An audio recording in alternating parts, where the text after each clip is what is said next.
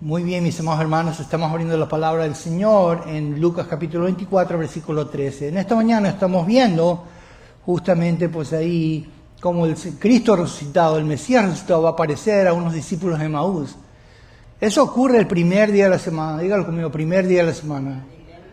Sabe que la semana pasada hemos visto por 2 semanas, ¿no? Analizamos el primer día, pero lo que pasa es que el Señor tuvo varias apariciones. Que dice que he aquí 2 de ellos, es de los discípulos, ¿no? Iban el mismo día a la aldea llamada Maús, que está a 60 estadios de Jerusalén. Eso es como a 12 kilómetros de Jerusalén. Y pues ahí vemos que son 2 de los discípulos. Algunos han sugerido que tal vez esos 2 discípulos eran sencillamente matrimonio, ¿ok? Entonces, yo no creo que eso era así, porque solamente los varones eran contados, ¿me entienden?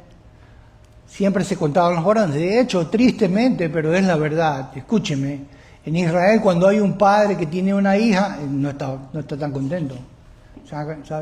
Pero cuando tiene un hijo, ahí sí, está contentísimo, you know? Es más, hay una oración en el Sidur, que es el libro de oraciones que tiene todo un judío, y en las primeras oraciones de las matutinas, hay una oración que dice: te doy gracias a Hashem porque no nací mujer. ¿Se puede imaginar? O sea, es un poquito radical, ¿no?, el asunto, ¿no? Porque Dios, escúcheme, ha hecho a las mujeres también. Amén.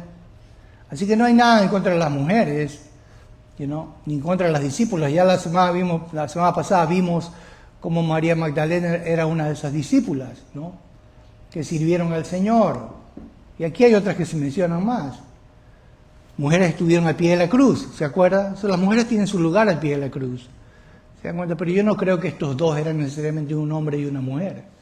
Creo que cuando la Biblia los cuenta, está hablando de 2 varones, Y entonces está diciendo que aquí 2 de esos discípulos iban el mismo día, eso es el primer día de la semana, a una aldea llamada Emaús, que estaba a 60 estadios de Jerusalén, eso es como a 12 o 13 kilómetros. Y seguramente venían después de celebrar Pesaj. Están en la cuenta del Omer. La cuenta del Omer significa 50 días que se cuentan hasta que llega la fiesta de Shavuot, es la fiesta de Pentecostés. Así que ellos siguen celebrando, siguen celebrando. Pero algo que quiero decirle aquí es que se le llama que este es el primer día de la semana, el mismo día, ¿no? El mismo día. Por cierto, quiero que usted entienda, ¿no? Hay algo que dijo el doctor Warren Wiersbe, que era presidente de Back to the Bible, y me parece correcto. Él dijo así: el primer día de la semana no es el Shabbat cristiano. Tristemente, algunas confesiones de fe reformadas comenzaron a decir que el primer día de la semana es el Shabbat cristiano.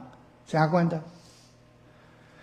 Eso hace, por ejemplo, la confesión de Westminster en 1646, en el capítulo 21, el párrafo 7, declara: desde la resurrección de Cristo fue cambiado el primer día de la semana, el cual en las Escrituras se llama el Día del Señor, y ha de continuarse hasta el fin del mundo como el sábado cristiano. Entonces, lo que quieren decir los presbiterianos, ¿no? A mí, muy loable la confesión, creo que tiene muchos puntos buenos, pero aquí no le sigo el apunte. Porque el domingo, el primer día de la semana, no es el sábado cristiano. ¿Me escuchó lo que dije? La confesión de Westminster se puede poner morada, los presbiterianos se pueden poner morados de la cabeza, azules, ¿no? Igual los bautistas reformados, que siguen la confesión de 1689, que dice así, ¿no? Cambiado el primer día de la semana, eso está en el capítulo 22, párrafos 7 y 8, cambiado el primer día de la semana, que es llamado el Día del Señor, y ha de continuar hasta el fin del mundo como el sábado cristiano, siendo abolida la observancia del último día de la semana, siendo abolida la observancia del Shabbat. ¿A dónde está eso? Porque no está en ninguna parte de la Escritura. ¿Me escuchó? Lo que estoy diciéndole es que es equivocado. Mira lo que le voy a decir. Hay algunos reformados que dicen así, ¿no? Dicen: mira, lo que pasa es que el primer día de la semana es el sábado cristiano judía, basado en estas confesiones. También lo dice el Catecismo mayor de Westminster, también lo dice el Catecismo de Heidelberg de una manera, pregunta 103. Pero ellos dicen así, el domingo ha reemplazado al día Shabbat, ¿no? Y entonces lo que pasa es que ahora el primer día de la semana se volvió el sábado cristiano. Entonces comienzan a usar todos los pasajes que hablan del Shabbat en el Antiguo Testamento, ¿ok? Y entonces quieren aplicarlos al sábado, al primer día de la semana, al domingo. Equivocado. ¿Saben que no calza, pues? ¿No? Porque el día que reposó el Señor es el séptimo día. Ese día es el que dijo que había que reposar. ¿Se dan cuenta? Y es una señal entre Hashem, Adonai y los hijos de Israel por todas sus generaciones. ¿Por cuántas generaciones? ¿Por cuántas generaciones? Entonces quiero decir una cosa. El Shabbat no es el primer día de la semana. El primer día de la semana es el día que el Señor resucita. Claro que es un día importante. Claro que es un día que tenemos que separar para el Señor. Claro que nos podemos congregar porque eso es el testimonio de la metanarrativa en todo el Nuevo Testamento. Los discípulos de Cristo, los discípulos en el Mesías, se congregaban el primer día de la semana.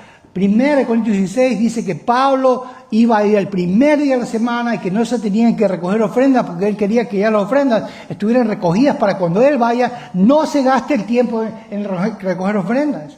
¿Se dan cuenta? Se reunían el primer día de la semana. Es el primer día de la semana importante. Desde luego, es el Shabbat cristiano. Absolutamente no. ¿Se da cuenta? El Shabbat es el Shabbat.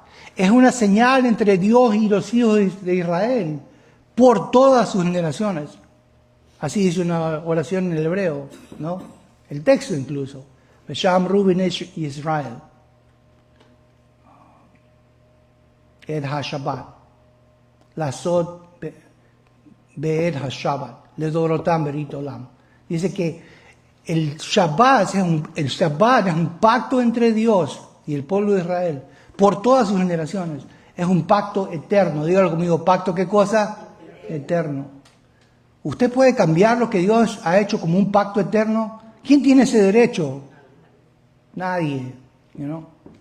Déjeme decirle algo más. ¿Okay? ¿Sabe que yo le decía que la iglesia tiene compartimos una misma herencia con los judíos, con Israel? ¿Se dan cuenta? Porque tenemos las mismas esperanzas.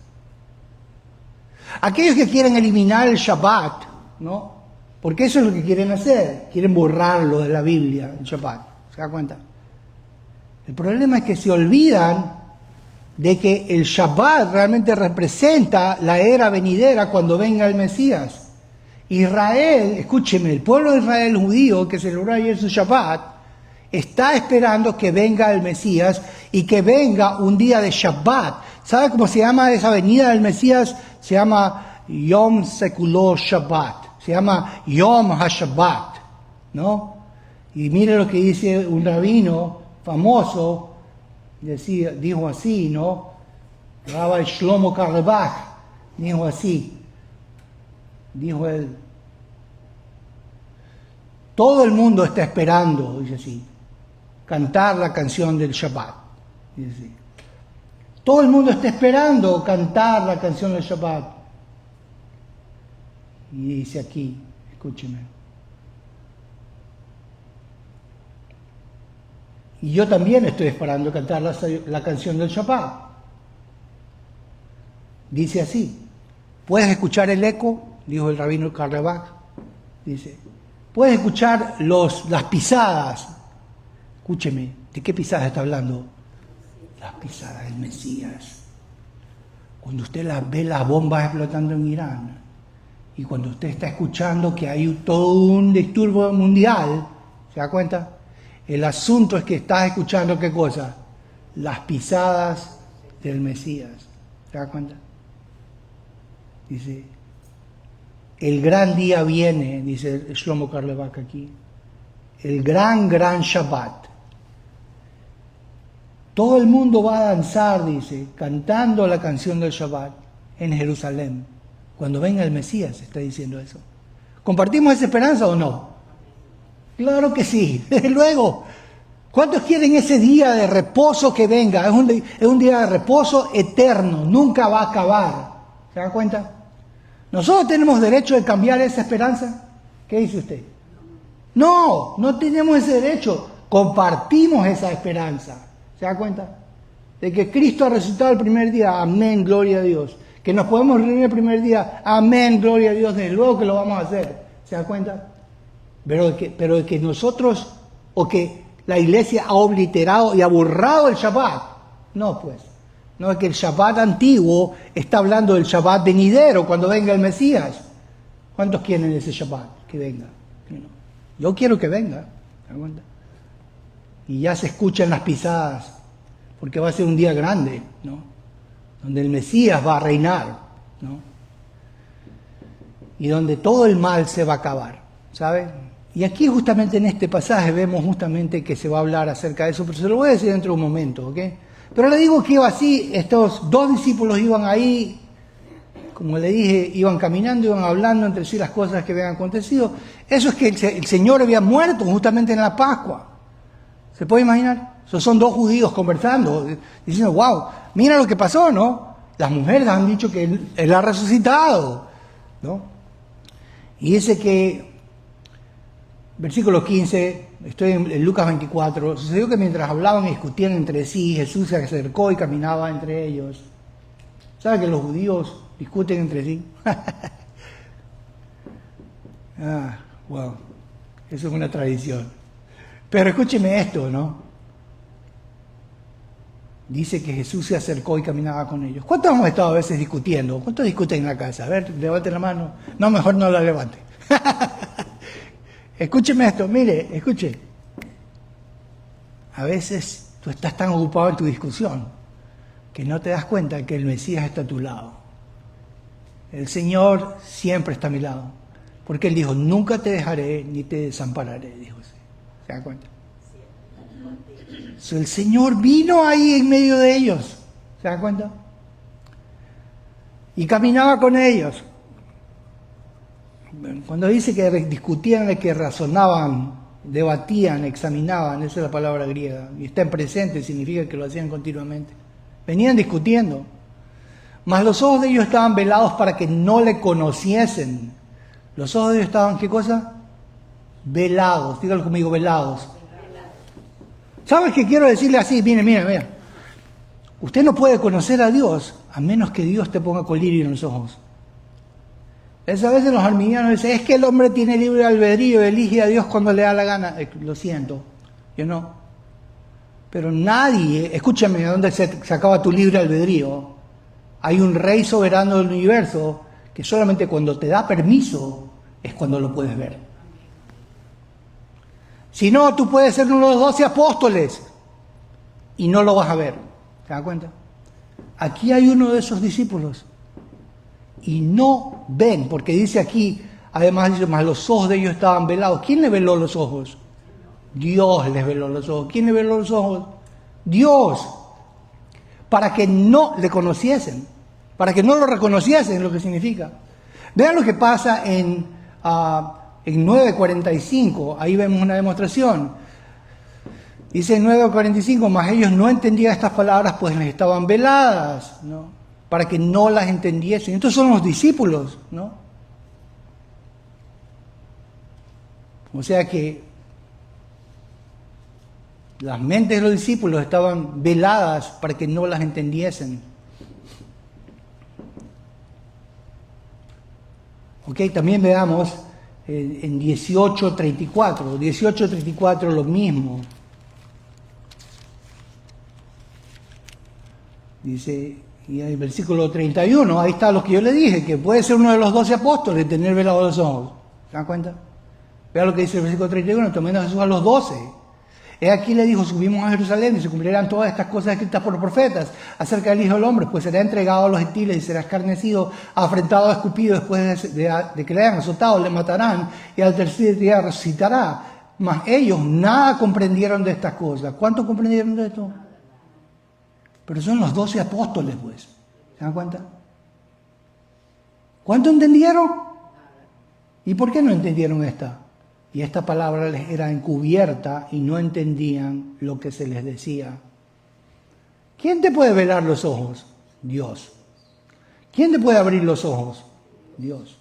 ¿Se acuerdan la semana pasada? Vimos que María Magdalena no lo reconoció, pensaba que él era el hortelano, que era el guardián de la tumba. No. Pero Dios le abre los ojos y ahora lo ve. Y Raboni le dijo enseguida. ¿Se da cuenta? Lo mismo pasa también en Juan capítulo 21, versículo 4. Vea lo que ocurre ahí. Juan 21, 4.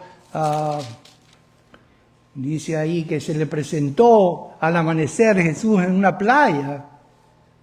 A Jesús le gustaba la playa. ¿Cuántos le gusta la playa? A mí me gusta la playa.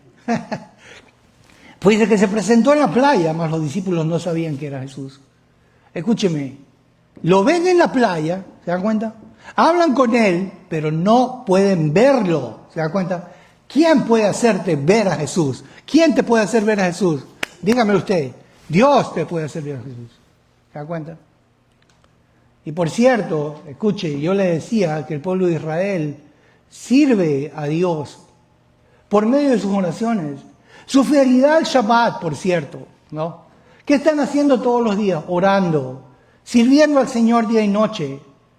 Leen los versículos que veímos esta mañana del Salmo 16. Leen Isaías 53. Leen el Salmo 22. Leen todos estos salmos. Pero ¿sabe una cosa? Dice Pablo que los ojos de ellos están velados. ¿Quién puede levantar ese velo? Dios puede levantar ese velo. Dígalo conmigo. ¿Quién le puede levantar ese velo? Dios. Así que no es que ellos están haciendo mal. Es que no, Dios no le ha levantado ese velo. Pero es tan fácil como esto. ¿Cuántos se han levantado algunas veces con lagañas en la mañana y usted no ve bien? Díganlo, levánteme la mano, ¿ok? No me está confesando quién tiene lagañas, no. Pero el asunto, lo que quiero decir es lo siguiente. A veces usted se levanta y no ve bien, ¿verdad?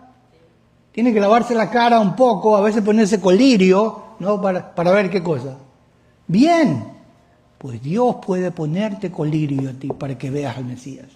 Y Dios le puede poner a Israel colirio para que de pronto, cuando ellos estaban leyendo este Salmo o Isaías 53, de pronto dicen, oye, pero esto está hablando acerca del Mesías, está hablando de Jesús. Este es el de los cristianos. ¿Se da cuenta? Y entonces reciben al Mesías. Amén. Por eso nunca despreciamos al pueblo judío. Nunca. ¿Yo no? Compartimos el Evangelio porque están tan cerca como un pelito. ¿Yo no? De reconocer a su propio Mesías en sus propias escrituras hebreas. Aquel que murió, resucitó. Pero los ojos de ellos estaban velados. Versículo 17, y les dijo, ¿qué pláticas son estas? Estuve leyendo Lucas 24. ¿Qué pláticas son estas? Le dijo, que tenéis entre vosotros mientras camináis. ¿Y por qué estáis tristes? ¿Sabe el Señor qué pláticas tienen ellos? ¿Qué dice usted? ¿Ah? ¿Se acuerda lo que le dijo a Adán y Eva? ¿Dónde estás? ¿Sabía el Señor dónde estaba? Ajá. Entonces mire, dice aquí. Y respondiendo uno de ellos que se llamaba Cleófano le dijo, ¿eres tú el único forastero en Jerusalén que no ha sabido estas cosas que ni han acontecido? En otras palabras, dice, tú eres un peregrino que ha venido a celebrar Pesaj aquí, la Pascua judía en Jerusalén. Venían como 3 millones, dice Josefo. Y dice aquí, ¿y no has sabido estas cosas que pasaron? ¿Cómo lo mataron al Mesías, lo crucificaron, resucitó? Luego ahora dicen que no está en la tumba. Dicen que ha resucitado. Y entonces le explican. Y él les dijo, ¿qué cosas? Oiga. Él era el protagonista de estas cosas. El Mesías Jesús era el protagonista que había muerto y que había resucitado. ¿Sabía él de estas cosas o no? ¿Y por qué les dice qué cosas? Cuéntame qué cosas.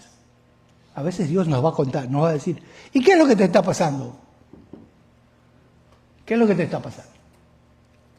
Porque Él quiere que le cuentes. ¿Se da cuenta? Él te prueba, está probando. ¿Me vas a confiar en medio de esta situación que yo estoy contigo? ¿Vas a acudir a mí? ¿Se da cuenta? Te está mirando, es una prueba. Abraham fue probado de esa manera también. Y Él sigue probando. Hermano, pasemos el examen, ¿no? Porque viene con la prueba.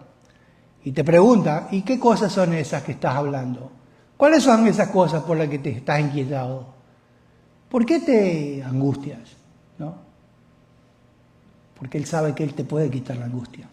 Si le pides, ¿cuántos quieren pedirle? ¿Amén? Y dice así, ¿no? Y ellos le comenzaron a decir, ¿qué cosas? Y ellos le dijeron, de Jesús Nazareno, que fue varón poderoso, dínatos, era capaz en obra y en palabra delante de Dios, Lifnei Adonai, y así como le entregaron los principales sacerdotes, nuestros gobernantes, a sentencia a muerte y lo crucificaron, ¿no? Quiero que entiendan esto porque esto es muy importante, porque algunas, la Iglesia Católica particularmente, hizo una acusación que dijo que todos los judíos habían entregado a Cristo. ¿Cuántos se acuerdan en sus países? Escúchenme, cuando llegaba la Semana Santa y habían unos hombres disfrazados, ¿no? ¿Se acuerdan? Había unas procesiones, ¿no?